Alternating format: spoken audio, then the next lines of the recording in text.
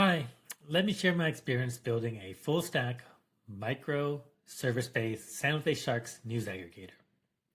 I'm an OG San Jose Sharks fan. I was living and going to school in San Jose when they played their first game. It's trade deadline time, and for the first time in a long time, the Sharks are on the edge of making the playoffs. Will they make moves to make a push, or be more calculating and continue to stockpile assets for the future by trading away our long list of unrestricted free agents? I'm constantly checking the news and rumor sites for updates. It's 2026, and I tell everyone, if you have an idea, AI can help make it real. So eating my own dog food, I decided to build a news aggregator. Simple UI with a box for every cluster of stories. Stories that are similar are clustered to keep the news feed compact and readable. The app also sends the news articles to BlueSky.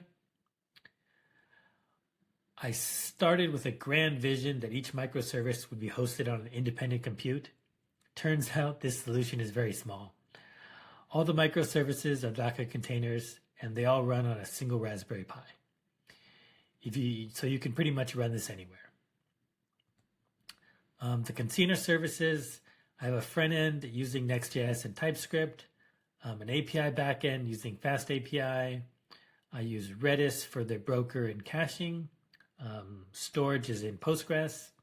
And then there's a worker service that does scheduling, data ingestion, clustering, data enrichment, and that's using Celery. To access the front-end newsfeed page, I have a noBGP proxy set up so users can access the content without having any of my infrastructure exposed. I don't want to dive too much into details, but here's a little bit of details to help understand the app. So workers checks for new articles every 10 minutes from a list of approved RSS feeds. Workers also updates the Sharks roster every day. We use the player names to check for article relevancy. The worker service also has deduplication logic to cluster similar articles together and tag the articles. There's a weighted similarity logic to determine if the articles are merged together.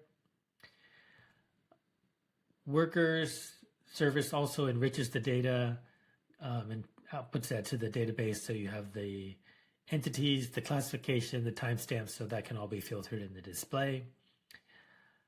BlueSky API integration was easy, and more importantly, it was free. Since X requires a paid account to access the API, I went for easy. One of the big improvements I'm currently making is I have a local LLM connected to determine if articles are relevant, which cluster it belongs to, and to tag the articles properly instead of just relying on keywords. So if I use the Claude API, this works great. But I want to see if I can run everything local. So I have Ollama and a Qwen 2.5 instruct 1.5 billion parameter model running locally. I have moved the machine that the local LLM runs on a few times during the process, so I'm using noBGP to connect the newsfeed app with the LLM. Both are physically sitting right next to each other on a shelf, but they are on separate networks with no way to route the traffic over the LAN. So noBGP connects the two devices.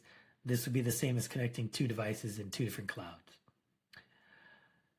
Still working on updates to improve the prompts and giving the LLM better examples to be more accurate. I do have an admin report that shows the difference between the keyword and the LLM classification results, so I can make adjustments.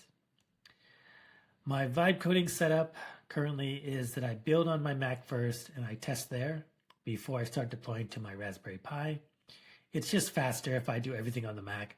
Downloading code from GitHub to the Pi is slow, especially when I'm using an old micro SD card. Claude Code is my AI of choice. For the past week, I've been using Opus 4.5.